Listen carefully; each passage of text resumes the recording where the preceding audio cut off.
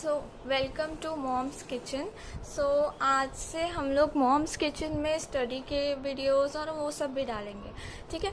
सो मैं शुरू करती हूँ क्लास 11 से।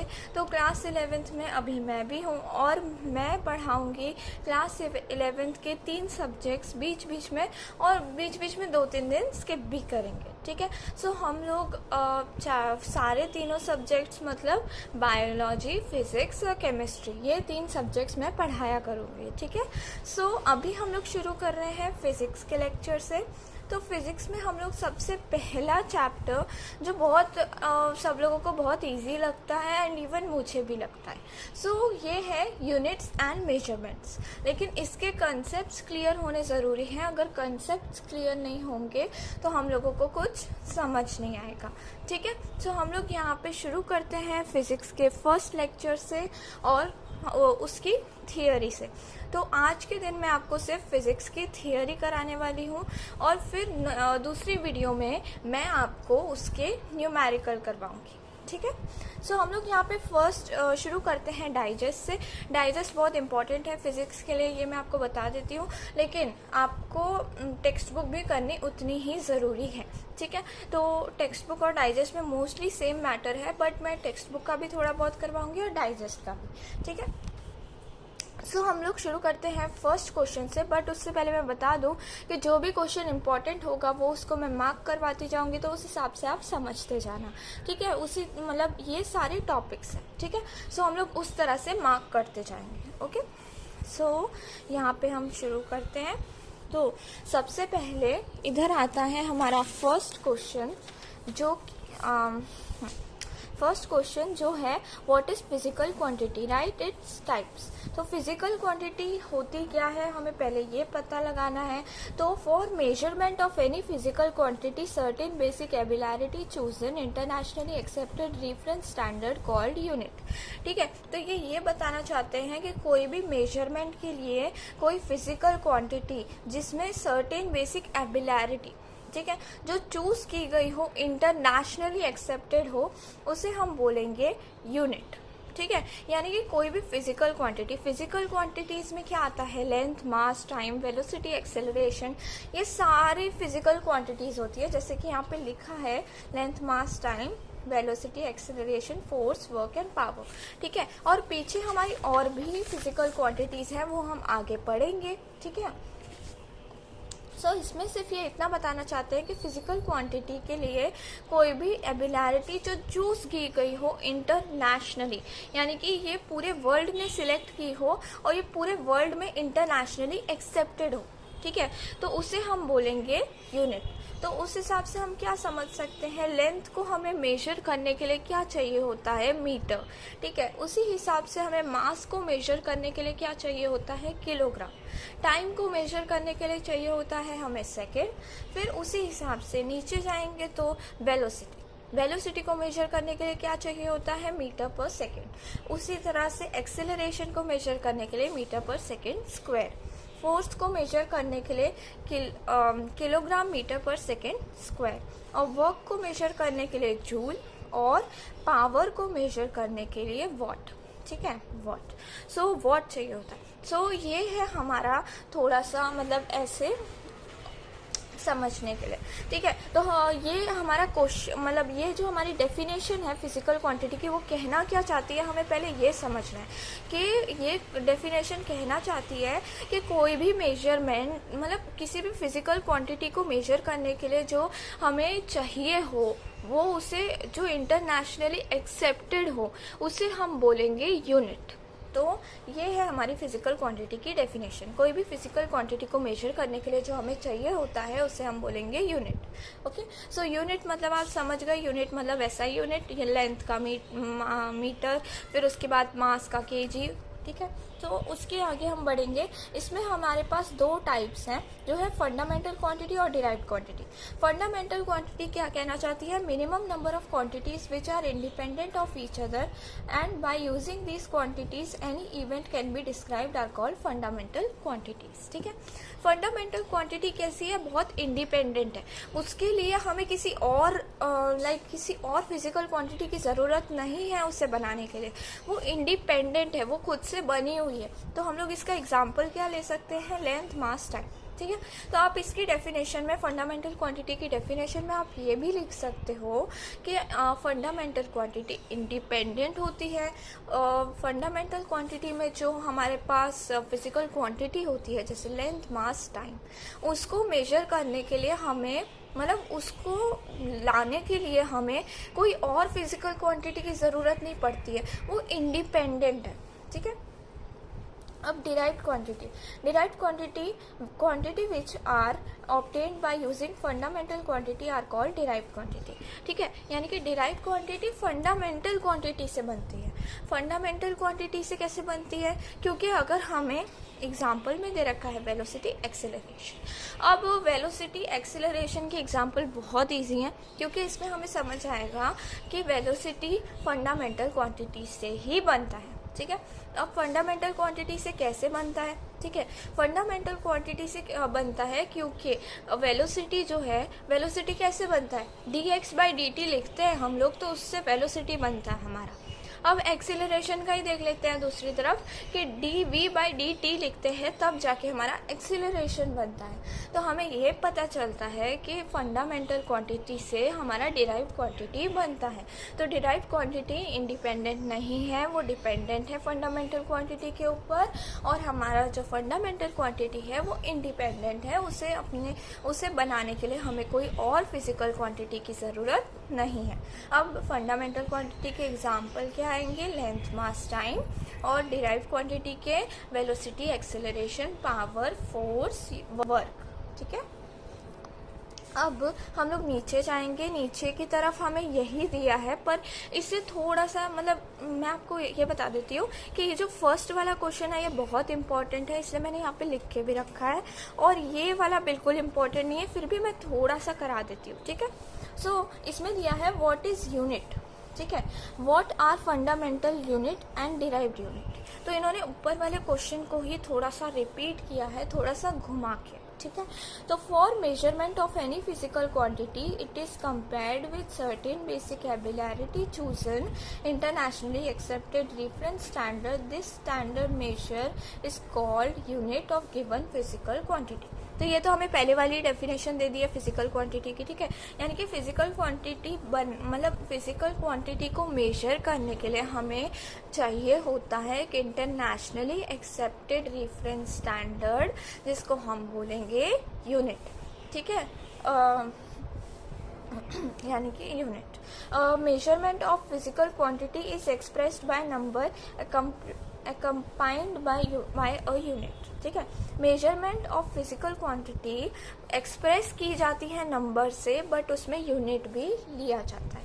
ठीक है, तो हमने ऊपर पढ़ा ही था, मेजरमेंट करने के लिए हमें यूनिट चाहिए होता है, तो ये लोग बोल रहे हैं मेजरमेंट करने के लिए फिजिकल क्वांटिटी के हमें नंबर और यूनिट चाहिए होता है। ठीक है, all the number of physical quantities are very large, we need only limited number of units for expressing all physical quantities since they are interrelated with one another. ठीक है, वैसे तो इन्होंने लिखा है कि वैसे तो फिजिकल क्वांटिटीज बहुत सारी हैं, लेकिन हमें कुछ ही नंबर ऑफ फिजिकल क्वांटिटीज चाहिएंगी, क्योंकि वो सारी इंटर रिलेटेड हैं, यानी कि एक दूसरे से ऐसे अटैच्ड है। ठीक है, अब फिजिकल नहीं, the unit of for fundamental और base quantities are called fundamental और base quantities। यूनिट जो है फंडामेंटल या बेस क्वांटिटीज का, उसे बोलेंगे हम फंडामेंटल या बेस यूनिट। ठीक है, physical quantities which are expressed as combination of fundamental quantities are called derived quantities and their unit are called derived unit. तो ये वही बता रहे हैं कि फंडामेंटल क्वांटिटीज से जो मिलके बना होता है उसे हम बोलेंगे derived quantity.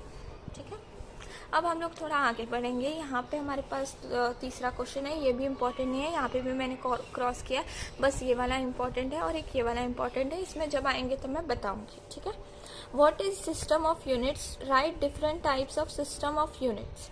A complete set of fundamental quantities and derived quantities are called system of units। यानी कि कंप्लीट सेट होता है फंडामेंटल क्वांटिटी का और डिराइव्ड क्वांटिटी का, उसे हम बोलेंगे सिस्टम ऑफ यूनिट्स।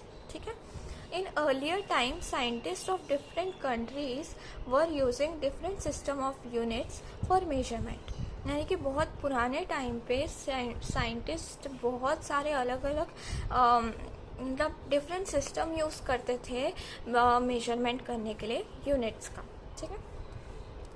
FPS यानी कि foot pound second, CGS centimetre gram second, MKS metre kilogram second, MKSA ठीक है metre kilogram second ampere. SI system, recently this system is in use.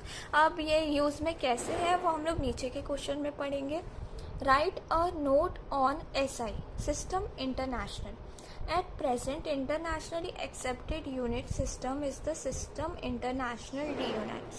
ठीक है, यानी कि अभी के टाइम पे ये बहुत ऐसे एक्सेप्टेड है इंटरनेशनली, और इसका जो इंटरनेशनल वे में जो इसका नाम बोला जाता है वो बोला जाता है द सिस्टम इंटरनेशनल D-units. ठीक है. अब आता है in French language it is called international unit system. French language में इसे कुछ और बोला जाता है इंटरनेशनल यूनिट सिस्टम. इसको एब्रीविएटेड यानी कि इसे शॉर्ट फॉर्म में लिखा जाता है SI. और in SI system there are 7 fundamental quantities. 7 fundamental quantities कौन सी हैं वो हम पीछे के पेज पे पढ़ेंगे. अभी हम लोग आगे बढ़ते हैं. These physical quantities their unit and symbol was developed and recommended by General Conference on Weights and Measurement in 1971 for international usage in scientific, technical and commercial work. ठीक है. सो ये बता रहे हैं कि फिज़िकल क्वांटिटीज़, उनका यूनिट और उनका सिंबल जो है वो तब डिसाइड हुआ था जब मतलब एक जनरल कॉन्फ्रेंस हुई थी.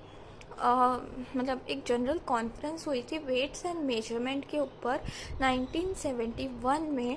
उसके बाद इन सबको टेक्निकल यूसेज, साइंटिफिक और कमर्शियल वर्क में लेना शुरू किया. ठीक है, इसीलिए ये इम्पॉर्टेंट है क्योंकि वेट्स और मेजरमेंट ये सब इन्होंने डिसाइड किया था उनके SI यूनिट्स, और वो सब उन्होंने डिसाइड किया था उनका यूनिट, SI यूनिट, सिंबल, ये सब उन्होंने डिसाइड किया था. तो ये 7 सिस्टम हम पीछे पढ़ेंगे जो हमारे साइंटिस्ट ने जो जनरल कॉन्फ्रेंस की थी 1971 में, वो हम लोग पीछे के पेज पे पढ़ेंगे कि उसमें यूनिट, सिंबल और वो सब कैसे डेवलप हुआ था. ठीक है. ओके, सो इधर सबसे पहले हमारा आता है S SI system uses decimal system, conversion are simple and convenient. ठीक है, SI सिस्टम यूज़ करता है डेसिमल सिस्टम, इसलिए उसकी जो कन्वर्जन है वो सिंपल और कन्वीनियंट. ठीक है. 7 physical quantities their unit and symbol are listed as follow. ठीक है, 7 फंडामेंटल क्वांटिटीज़ जो अभी तक हम लोग सुन रहे थे वो उनके बारे में अब हम पढ़ेंगे. ठीक है, तो इनका शॉर्ट फॉर्म मैं आपको पहले ही बता देती हूँ. ले मनन तेताली. ठीक है, तो ले मनन तेताली उसका मतलब ऐसे है कि आपको ये सारे लेटर्स याद रहे. ठीक है, ले मतलब लेंथ, मनन मतलब मास, टी मतलब टाइम, ई मतलब इलेक्ट्रिक करंट, टी मतलब थर्मोडाइनमिक टेम्परेचर, या फिर आप इसकी जगह पे सिर्फ टेम्परेचर भी लिखोगे तो भी चलेगा. ए मतलब अमाउंट ऑफ सब्सटेंस, और LI मतलब लुमिनस इंटेंसिटी. अब लेंथ का होता है हमारा SI यूनिट जो हमारे साइंटिस्ट और उन सब ने जनरल कॉन्फ्रेंस में डिसाइड किया था, जो वो बता रहे थे, उसका मतलब होता है लेंथ का मतलब SI यूनिट होता है मीटर, मास का किलोग्राम, टाइम का सेकेंड. तो उसी हिसाब से उनके सिंबल भी दिए गए. मीटर का मतलब M, किलोग्राम का मतलब kg, और फिर टाइम का मतलब सेकेंड तो S, फिर इलेक्ट्रिक करंट आता है तो उसका एम्पियर और उसका कैपिटल A आएगा. फिर थर्मोडाइनमिक टेम्परेचर या फिर टेम्परेचर का आता है केल्विन, या फिर हम उसका जो मतलब सिंबल है वो होता है K. फिर अमाउंट ऑफ सब्सटेंस का होता है मोल, और उसका सिंबल होता है MOL मोल. ठीक है, उसमें E नहीं आएगा. फिर आता है लुमिनस इंटेंसिटी. लुमिनस इंटेंसिटी का होता है कैंडिला, और उसके लिए हमारा जो सिंबल है वो होता है CD. ठीक है। अब आपको इलेक्ट्रिक करंट और थर्मोडाइनमिक टेम्परेचर का याद रखना हो तो उसके लिए आपको सिर्फ इतना याद रखने का कि है ना, AK-47 सभी ने नाम सुना होगा, तो आप AK-47 के हिसाब से इसको याद रखो कि A और K कैपिटल होगा, बाकी सब स्मॉल होगा, ठीक है। और बाकी सब हमको इनके SI यूनिट तो आते ही हैं पहले से, ठीक है। और हम लोगों को टेम्परेचर तक तो हमको सारे SI यूनिट अच्छे से आते हैं, पर अमाउंट ऑफ सब्सटेंस और लुमिनस इंटेंसिटी का आपको याद रखना पड़ेगा, ठीक है। इसका मूल होता है, इसका कैंडिला होता है। बाकी आप सिंबल तो खुद से डिसाइड कर सकते हो कि इसका CD आएगा, इसका मूल आएगा, इसका K आएगा, इसका A आएगा, वो आपको खुद याद आ जाएगा। बस आपको अमाउंट ऑफ सब्सटेंस का और लुमिनस इंटेंसिटी का याद रखना पड़ेगा, ठीक है। सो हम लोग अब आगे बढ़ेंगे दूसरे पेज की तरफ। अब आएगा हमारा नेक्स्ट पेज, और ये वाला जो मैंने आपको टॉपिक कराया ना SI वाला, ये जो हमने ये पीछे ये वाली चीज़ें पढ़ी, ठीक है, ये सब बहुत इम्पॉर्टेंट है, तो इससे तो आपको करना ही करना है, ठीक है। Explain supplementary quantities and their unit of SI system. तो वहाँ पे 2 सप्लीमेंट्री क्वांटिटीज़ हैं of SI system. Plane angle का आएगा हमारा ratio of arc of circle and radius of circle is called plane angle. यानी कि रेशियो जो आर्क ऑफ सर्कल का होता है और रेडियस ऑफ सर्कल का होता है उसे हम बोलेंगे प्लेन एंगल, ठीक है। रेशियो यानी कि उसे मतलब ऐसे डिवीजन में लेने का, ठीक है। तो आर्क को हमें रेडियस के साथ डिवाइड करना पड़ेगा। अब हमें इतना याद रखना है कि रेशियो ऑफ आर्क यानी कि ये आर्क है सर्कल का और ये रेडियस है ऑफ सर्कल का, ठीक है। तो इस डेफिनेशन में कुछ याद करने जैसा है ही नहीं, आपको बस इतना याद रखना है, ratio of arc of circle and radius of circle, ठीक है, वो होता है हमारा plane angle. From figure plane angle delta theta, इसमें दिया है आर्क अपॉन रेडियस, जैसा कि मैंने ऊपर बोला, ठीक है। तो इसमें आएगा आर्क का आएगा हमारा AB, क्योंकि आर्क को नाम दिया है और हमारे आर्क को DS भी नाम दिया है, तो AB की जगह पे हम DS भी ले सकते हैं। रेडियस का सिर्फ एक ही नाम है R, तो R ही लेंगे, ठीक है। फिर आएगा हमारा नेक्स्ट आगे का, plane angle subtended at centre by arc of circle having length equal to radius is called 1 radian. Plane angle जो सबटेंड हुआ है यानी कि जो निकला है सेंटर पे से, यानी कि O पे से निकला है प्लेन एंगल, ठीक है, subtended at centre by arc of circle, arc से सबटेंड हुआ है, having length equal to radius, यानी कि उसकी लेंथ जो है वो इक्वल है रेडियस के, उसे बोलेंगे हम 1 रेडियन, ठीक है। यानी कि प्लेन एंगल जो निकला है सेंटर से, उसकी जो आर्क है वो एकदम इक्वल है रेडियस के, उसे हम बोलेंगे 1 रेडियन, ठीक है। और इसको हम रिप्रेजेंट करते हैं रेडियन को रेड के साथ, ठीक है, मतलब सबका शॉर्ट फॉर्म नेम होता है ना, ऐसे ही रेडियन का रेड है। Maximum value of plane angle is 2 pi rad, ठीक है, मैक्सिमम वैल्यू 2 पाई रेड आएगी। और AB की वैल्यू R, मतलब AB इक्वल्स टू R दे रखा है, थीटा इक्वल्स टू 1 रेड, ठीक है। So 1 degree equals to theta upon 180 rad, ठीक है। तो हमने ऊपर पढ़ा उस हिसाब से हमें इन्हें ऐसे अरेंज करना है। 1 डिग्री अगर आएगा तो उसके इक्वल टू होगा पाई बाय 180 रेड, ठीक है। और अगर हम लोग वहीं 1 रेड को लेंगे बाहर तो 1 rad equals to 180 by pi degree, ठीक है। तो उस हिसाब से होगा। प्लेन एंगल का हैमिल्टन फॉर्म आपको ज़रूर याद रखना है, क्योंकि प्लेन एंगल का आता है, ठीक है। तो प्लेन एंगल का होता है M0 L0 T0, ठीक है। अब हम लोग जाएंगे सॉलिड एंगल की तरफ। सॉलिड एंगल का आएगा angle subtended by area on spherical surface with centre of sphere is called solid angle. यानी कि जो एंगल सबटेंड हुआ है एरिया से, ठीक है, एरिया से सबटेंड हुआ है स्फेरिकल सरफेस पे, ये स्फेयर है, ठीक है। तो स्फेरिकल सरफेस पे जो सबटेंड हुआ है area with centre of sphere is called solid angle, ठीक है। सो ये इतना आएगा कि आपका जो एंगल है वो जो सबटेंड हुआ है आपका एरिया सेंटर से स्फेरिकल सरफेस पे, उससे स्फेयर पे, उसे बोलेंगे सॉलिड एंगल, ठीक है। अब इधर D omega equals to D A upon R square steradian, ठीक है। तो यहाँ पे हमारा डी ए हमने लिया, फिर आर का स्क्वायर होगा, ठीक है, क्योंकि यहाँ पे रेडियस सिर्फ एक ही नहीं है, यहाँ पे बहुत सारी रेडियस आ रही हैं, तो यहाँ आर का स्क्वायर हो जाएगा। और ए मतलब डी ए हम लोग ऊपर लेंगे, जैसा कि हमने डेफिनेशन में पढ़ा कि एंगल जो सबटेंड हुआ है एरिया से सेंटर में स्फेरिकल सरफेस पे स्फेयर में, उसे हम बोलेंगे सॉलिड एंगल।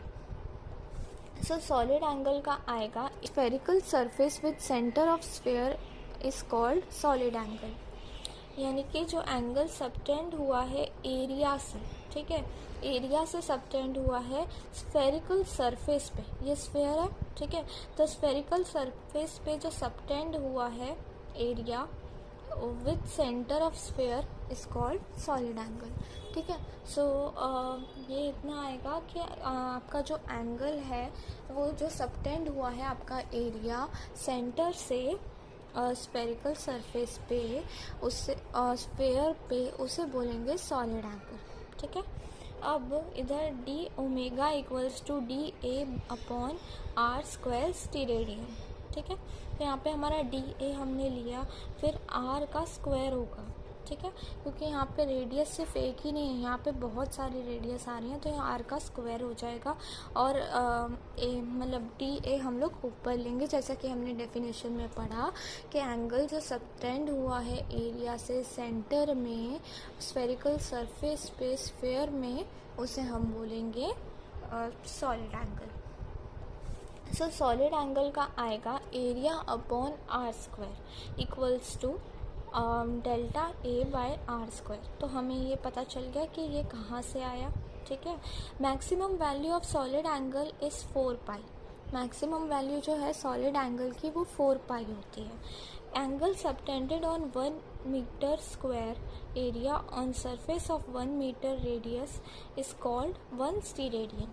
एंगल जो सबटेंड हुआ है 1 मीटर स्क्वायर एरिया पे स्फेयर में of 1 metre radius is called 1 steradian. उसका सिंबल होता है SR, यानी कि जो angle sphere of 1 metre radius, यानी कि इतना पता चल रहा है कि हमारा जो मतलब एरिया है वो 1 मीटर स्क्वायर है उसका, और स्फेयर की रेडियस का हमारा 1 मीटर है, तो उसे मिला के हमारा बनता है 1 स्टीरेडियन। स्टीरेडियन का सिंबल होता है SR। If delta A equals to 1 metre square, R equals to 1 metre, then omega equals to 1 SR, ठीक है। सो इसमें हमें इतना पता चलता है कि ये हमें पता चल गया, मैंने जैसा कि बोला एरिया को हमने 1 मीटर स्क्वायर सपोज किया, रेडियस को हमने 1 मीटर सपोज किया, तो उस हिसाब से दोनों को मिला के हमारा आंसर आएगा ओमेगा इक्वल्स टू 1 SR, ठीक है। अब आते हैं हम लोग हमारे नेक्स्ट टॉपिक पे, ये भी इम्पॉर्टेंट है ये वाला टॉपिक, ठीक है। Right table for multiple and सब मल्टीपल ऑफ वेरियस यूनिट, ठीक है। सो यहाँ पे आएगा मल्टीपल, ठीक है। मल्टीपल में आपको सिर्फ उनके जो नाम है उन्हें एक्चुअली गाने की तरह याद रखो। देखो, Deka hecto kilo mega giga tera peta exa, ठीक है। तो हमने तो इसी तरह से याद किया है कि Deka hecto kilo mega giga tera peta exa, ठीक है। और उस हिसाब से हमें इनके सारे आंसर छोटे में लेने हैं, ठीक है। और अगर हम लोग सब मल्टीपल की तरफ जाएंगे, मैं इसका आधा जो है वो मैं करवा रही हूँ, ठीक है। तो वो सब मल्टीपल की तरफ जाएंगे तो उसमें आएगा deci centi milli micro nano pico femto atto, ठीक है। Deci centi milli micro nano pico femto atto, तो इसे भी एक गाने की तरह याद रखो, deci centi milli micro nano pico femto atto deca hecto kilo mega giga tera peta exa, ठीक है। अब इसमें हम लोग आगे बढ़ेंगे कि डेसी सेंटीमिली में हम लोगों को सारे लेटर स्मॉल में लेने हैं। डेसी का D, सेंटी का C, मिली का M, माइक्रो का हमें ऐसा U करके लेना है, बस माइक्रो का हमें याद रखना है कि माइक्रो में U आएगा, U करके U, ठीक है। और नैनो का N, पिको का P, फेम्टो का F, एटो का A, ठीक है। अब हम लोग ऊपर जाएंगे तो ऊपर की तरफ मतलब डेका वाले मल्टीपल वाले टेबल का डेका में डी आएगा, हेक्टो में एच आएगा, किलो में के आएगा। अब ये मेगा वापस आ रहा है तो हम लोग मेगा में वापस एम तो लिख नहीं सकते क्योंकि इधर एम आ चुका है, तो इसे कैपिटल में लेने का मेगा के बाद से। तो आपको इतना याद रखना है कि जो मल्टीपल है उसमें आपको तीन ऐसे ऑर्डर में लेने हैं और बाकी सारे आपके कैपिटल में जाएंगे। फिर गीगा को भी हमें कैपिटल में लेना है जी, ठीक है। फिर तेरा को भी टी को कैपिटल में, पेटा को पी कैपिटल में, एक्सा को ई कैपिटल में, ठीक है। अब आपको इसमें याद क्या रखना है कि सब मल्टीपल में आपकी सारी वैल्यूज़ जो है फैक्टर वो सारे माइनस में जाएंगे, ठीक है। माइनस में मतलब 10 - 1, 10⁻², 10⁻³ ऐसे आप 10⁻³ तक आप ऑर्डर में जाना। फिर उसके बाद आपको 3 प्लस करते जाना है। तो 3 में 3 प्लस किए तो 6, तो 10⁻⁻6। 6 में 3 प्लस किए तो 10⁻⁻9। 9 में 3 प्लस किए तो 10⁻12। 12 में 3 प्लस किए तो 10⁻15। 15 में 3 प्लस किए तो 10⁻18। वहीं ऊपर हमें प्लस में लेना है, बट उसमें भी इसी तरह से जाना है 10⁻1, 10⁻2, 10⁻3 फिर प्लस करते जाना है, ठीक है। 3 और इस हिसाब से हमारा होगा, ठीक है। सो हमें सिर्फ इतना याद रखना है, deci centi milli, micro, nano, pico, femto, atto, deca, hecto, kilo, mega, giga, tera, peta, exa, ठीक है। ऐसे आप इसे एक गाने की तरह याद रखना, आपको पक्का याद रहेगा। और आप अगर ऐसे एक बार बुक पे नज़र भी फिराओगे ना तो आपको याद आ जाएगा, क्योंकि ये एक गाने की तरह याद रखना, ठीक है। और बाकी इनके जो पॉइंट्स हैं वो आपको रखने पड़ेंगे, उसके लिए मैं कुछ नहीं कर सकती क्योंकि इसका माइक्रो का यू आएगा, बाकी यहाँ किलो के बाद से कैपिटल होगा, ठीक है। ओके, सो हमारा ये नीचे वाला टॉपिक तो रह ही गया कि उसमें क्या था, what are significant figures, what are significant numbers, explain it with example. Every measurement involve errors, the result of measurement should be reported in a way that indicates the precision of measurement, ठीक है। हर measurement में कुछ ना कुछ error होते हैं, तो जो रिजल्ट होता है मेजरमेंट का उसे रिपोर्ट करना चाहिए ऐसे वे में जिसमें प्रिसीजन हो, ठीक है। हम लोग इसका मतलब आगे देखेंगे, क्योंकि आप अगर आगे पढ़ोगे सिग्निफिकेंट फिगर्स तो आपको फटाफट याद हो जाएगा, ठीक है। तो आगे देखते हैं। ओके, सो यहाँ पे हमें दिया हुआ है, normally the reported result of measurement is a number that includes all digit, ठीक है, in the number that are known reliably plus the first digit that is uncertain। मतलब जो भी नॉर्मली रिपोर्टेड रिजल्ट है मेजरमेंट का is a number जो include करता है ऑल डिजिट, यानी कि बहुत सारी डिजिट्स आती हैं, तो उसमें जो प्लस होता है फर्स्ट डिजिट का दैट इज़ अनसर्टेन, ठीक है। यानी कि नॉर्मली जो रिज़ल्ट आता है उसमें कोई ना कोई ऐसे एरर रहता है, ठीक है, तो उसमें प्लस होता है फर्स्ट डिजिट का, ठीक है। The reliable digits plus the first uncertain digits are known as significant digits और सिग्निफिकेंट फिगर्स, ठीक है। सो रिलायबल डिजिट्स जो मतलब गलत होती हैं plus the first uncertain digits are known as the significant digits of significant figures, ठीक है। The digits of significant figure are called significant digit। significant figure की जो digits होती हैं उन्हें हम बोलेंगे significant figures। In any significant figure the last digit the right most is uncertain, ठीक है। तो जो right मतलब जो digit last होती है यानी कि right side में होती है वो सबसे ज़्यादा uncertain होती है, ठीक है। For example periodic time of simple pendulum is 1.62 second, ठीक है। तो ये तो आपको पूछेंगे नहीं क्योंकि ये हमें आज तक कभी नहीं पूछा, and this is not important really, क्योंकि ये मैंने पढ़ा हुआ है और ये, ठीक है। For example periodic time of simple pendulum is 1.62 second, ठीक है। तो ये तो आपको पूछेंगे नहीं क्योंकि ये हमें आज तक कभी नहीं पूछा, and this is not important really, क्योंकि ये मैंने पढ़ा हुआ है और ये बहुत ही ज़्यादा ऐसे नहीं है इम्पॉर्टेंट। ठीक है, ये लोग पूछ रहे हैं कि what are significant figures, what are significant numbers.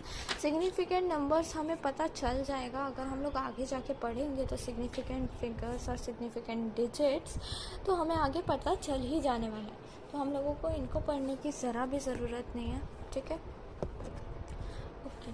सो मैं फिर भी थोड़ा बहुत ऐसे पढ़ लेती हूँ। ठीक है, when length of object reported after measurement of 287.5 centimetre, in this measurement 287 are certain while digit 5 is uncertain. Reporting the result of a measurement that includes more digits than significant digits is superfluous and misleading, since it would give a wrong idea about precision of measurement. A choice of change of different units does not change the number of significant digit or significant figure or figure in measurement. For example, in measurement of length 2.308 centimeter, there are 4 significant digits. It can be represented as 0.02308 or 23.08 mm. ठीक है, और 23080 micro M. ठीक है, मतलब metre. in length in each measurement significant digit are 230 hence 8, hence significant digit are 4. Thus location of decimal point is of no consequence in determining the number of significant figure. ठीक है, determining significant digit rules are as follows. ठीक है, तो इसमें हमें पता चलेगा कि कैसे होते हैं सिग्निफिकेंट डिजिट और हमें कैसे पहचानने का। ठीक है, तो इसमें आएगा सबसे पहले all the non zero digit are significant in 584 there are 3 significant digit. यानी कि इसमें अगर ज़ीरो नहीं आ रहा है तो वो सारे सिग्निफिकेंट मतलब ओके। सो उसमें अगर ज़ीरो नहीं आ रहा है तो वो सब काउंट होंगे, वो सिग्निफिकेंट डिजिट बोले जाएंगे। ठीक है, और अगर ज़ीरो आ रहा होगा तो नहीं बोले जाएंगे, बट ज़ीरो की भी कुछ लिमिटेशंस होने चाहिए। अगर वो नहीं देखोगे तो आप मतलब आपका गलत हो जाएगा। ठीक है, all zero between 2 non-zero digits are significant no matter where the decimal point is, if at all. In 1200007 centimeter 1200007 total 6 digit are significant, क्योंकि बीच में ज़ीरो आ रहा है। अगर दो नॉन ज़ीरो नंबर के बीच में ज़ीरो आएगा जैसे यहाँ पे दिया है तो वो सिग्निफिकेंट होगा। ठीक है, फिर थर्ड आता है हमारा the trailing zeros in a number without a decimal point are not significant. ठीक है, 123 metre equals to 12300 centimetre 12300 mm। ठीक है, now number of significant digit are 3, क्योंकि इसमें 3 ही रहेंगी क्योंकि ये जो ज़ीरो है हमारा राइट साइड आ रहा है। ठीक है, तो वो सब नॉन सिग्निफिकेंट बोले जाएंगे। ठीक है, सो अभी हम लोग आगे बढ़ते हैं। ठीक, सो आता है हमारा थर्ड रूल। सो इसमें सबसे पहले आता है कि हमारा जो if the number is less than 1 the zero on the right side of the decimal point but to the left of the first non zero digit are not significant in 0.000230 underline zeros are not significant. ठीक है, अगर number जो है वो less than 1 है यानी कि 1 से कम है, the zero on the right side of the decimal point. ठीक है, जो राइट साइड है डेसिमल पॉइंट की यानी कि ये वाली तरफ। ठीक है, decimal point but to the left of the first non zero digit are not significant. ठीक है, वो सब सिग्निफिकेंट नहीं है अगर डेसिमल पॉइंट होगा तो, अगर राइट साइड में ज़ीरो हो तो। ठीक है, तो इसमें 0.000 ये जो है हमारा अंडरलाइन ज़ीरोज़ वो नॉट सिग्निफिकेंट है, यानी कि वो काउंट नहीं होंगे। ठीक है। In number with decimal point trailing 0 are significant, यानी कि जो नंबर में डेसिमल पॉइंट होता है और उसमें ट्रेलिंग यानी कि लगातार ज़ीरोज़ आते रहते हैं, उसमें जो वो नंबर है हमारा वो सिग्निफिकेंट है, ठीक है। जैसे कि एग्जांपल में 3.500, अगर हमारा पहले ज़ीरो आ रहा है तो वो नॉट सिग्निफिकेंट होगा, और अगर हमारा वो 3.5 जैसे ये वाला है उसमें ज़ीरो आ रहा है तो वो सिग्निफिकेंट होगा, ठीक है। जैसे कि इन्होंने यहाँ पे एग्जांपल भी दिया है, ये सब सिग्निफिकेंट है। 3.500 ये हमारा सिग्निफिकेंट है, और यहाँ पे in 0.0690 underline zeros are not significant but trailing zero is significant, ठीक है। सो यहाँ पे सिर्फ 4 डिजिट सिग्निफिकेंट होंगे यहाँ पे, और यहाँ पे डेसिमल पॉइंट है इसलिए पीछे वाला ज़ीरो सिग्निफिकेंट होगा, ठीक है। तो ये समझ आ गया। फिर उसके बाद हम लोग नीचे जाएंगे तो हमारे ये जो बाकी सब आ रहा है ना, इसमें सिग्निफिकेंट डिजिट्स का कोई यूज़ नहीं है। तो मैं आपको पहले ही बता देती हूँ कि ये सब जो हम लोग करेंगे ना उसमें आपको मतलब इसमें कुछ भी यूज़ नहीं है सिग्निफिकेंट डिजिट का, तो ये आपका करके कुछ भी फ़ायदा नहीं है, क्योंकि उन्होंने सिर्फ सिग्निफिकेंट डिजिट के बारे में पूछा है और यहाँ पे बाकी सब कुछ दे दिया है। सो ये हम लोग नहीं करेंगे, ठीक है। सो हम लोग जाते हैं नेक्स्ट पेज पर, ठीक है। तो जिसमें लिखा है explain by using significant digit we can't prevent unnecessary long calculation, ठीक है। हम लोग बहुत लंबा कैलकुलेशन प्रिवेंट नहीं कर सकते। सो यहाँ पे insignificant number with increase in number of significant digit accuracy increase. Measurement of physical quantity involves addition, subtraction, multiplication and division which result into more number of significant digit. Result of calculation should be in consistency of input value of measurement. For example, mass of object is m equals to 4.237 gram and volume v is equal to 2.52 centimeter cube, ठीक है। सो हम लोग यहाँ पे use करेंगे formula. तो यहाँ पे हमारा मास दिया है, वॉल्यूम दिया है, तो हमने यहाँ पे रखा उस हिसाब से। अब ये बहुत लंबा कैलकुलेशन आ रहा है तो it should be round of हम लोग आगे पढ़ेंगे, बट हम लोग अभी बता देते हैं कि यहाँ पे 8 है तो ये 8 यहाँ पे है तो इसका आगे वाला नंबर एक इंक्रीज़ हो जाएगा, ठीक है। तो यहाँ पे 2 8 हैं तो एक 8 मतलब ये पूरा कैलकुलेशन हट जाएगा और ये 8 की जगह पे 9 हो जाएगा, ठीक है। तो इस हिसाब से होगा। हम लोग राउंड ऑफ आगे जाके सीखेंगे क्योंकि आगे आ रहा है राउंड ऑफ, ठीक है। What point should be considered during addition and subtraction of significant numbers. तो उससे पहले मैं आपको बता देती हूँ कि ये जो हमने यहाँ पे पढ़ा ये ज़रा भी इम्पोर्टेंट नहीं है, ठीक है। ये वाला इम्पोर्टेंट है, ठीक है। अब हम लोग पीछे जाते हैं। हमारा सिग्निफिकेंट डिजिट वाला जो ये वाला हमने पढ़ा ये इम्पोर्टेंट है, बट जो इसमें हमने नहीं पढ़ा वो इम्पोर्टेंट नहीं है, ठीक है। ये जो हमने पढ़ा ये इम्पोर्टेंट है क्योंकि आया हुआ है, ठीक है। अब ये वाला जो हम पढ़ रहे हैं वो ज़रा भी इम्पोर्टेंट नहीं है, ठीक है। सो फिर भी पढ़ लेते हैं, ठीक है। सो इसमें आएगा in addition and subtraction of significant numbers following points should be followed. If significant figures are whole numbers then they should be added or subtracted by normal rules of addition and subtraction. तो a equals to 25 gram, b is equal to 2 gram, a plus b is equal to 25 plus 2 और फिर ये सब दिया हुआ है, ठीक है। सो ये इसमें आपका कुछ भी नहीं आ रहा, ठीक है। इन्होंने जिस तरह से बोला है एडिशन और सब्ट्रैक्शन में कैसे ध्यान रखना चाहिए, तो इसमें मैं आपको बताती हूँ कि एडिशन और सब्ट्रैक्शन में जो फाइनल रिज़ल्ट होता है ना उसमें हमें देखना पड़ता है कि वो कैसे राउंड ऑफ होगा और किस तरह से होगा, ठीक है। तो उस हिसाब से हमें राउंड ऑफ का यूज़ करना पड़ेगा, ठीक है। तो सबसे पहले हम देख लेते हैं फिर भी, ठीक है। तो सबसे पहला जो हमारा दिया है उसमें हमें बताया है कि जब एडिशन या सब्ट्रैक्शन होता है तो उसमें अगर वो एडिशन सब्ट्रैक्शन वाले होल नंबर्स होते हैं यानी कि उसमें कोई भी डेसिमल पॉइंट या फिर कुछ भी नहीं होता तो उसको हम लोग नॉर्मली ऐड या सब्ट्रैक्ट कर सकते हैं। वही दूसरी जगह पे अगर हमारे नंबर्स में डेसिमल हो ठीक है। तो उसके लिए हम लोग इन्हें ऐड करेंगे, तो यहाँ पे तीनों में डेसिमल है, तीनों नंबर्स में, ठीक है। तो ये आंसर आएगा हमारा। तो उस हिसाब से हमारा जो आंसर आएगा, तो हम लोग उसे राउंड ऑफ कैसे करेंगे। तो 227 of 0.2, there is only one digit after decimal point, hence result also should have one digit after decimal। तो ये इम्पॉर्टेंट है कि यहाँ पे एक ही डिजिट है पॉइंट के बाद, तो हमारा जो रिज़ल्ट आएगा उसमें भी एक ही डिजिट होनी चाहिए पॉइंट के बाद, ठीक है। तो इसमें से ये 2 डिजिट हट जाएगी, ठीक है। Should be rounded off to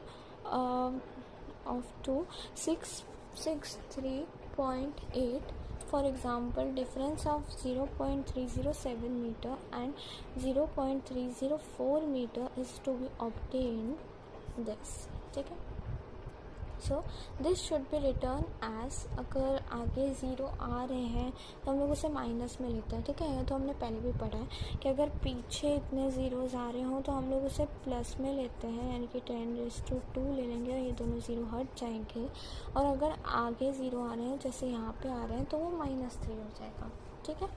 सो हमें ये पता चला कि प्लस और माइनस में कैसे करना है, कि अगर यहाँ पे पॉइंट के बाद एक डिजिट है तो एक ही डिजिट आनी चाहिए, ठीक है। और फिर हमारा डेसिमल पॉइंट भी दिखना चाहिए उस हिसाब से, ठीक है। सो हमें इतना पता चलता है इससे कि हमारा किस तरह से यूज़ करना है हमें, और फिर एडिशन और सब्ट्रैक्शन जो फाइनल रिज़ल्ट है उसे कैसे रिटेन करना है, ओके।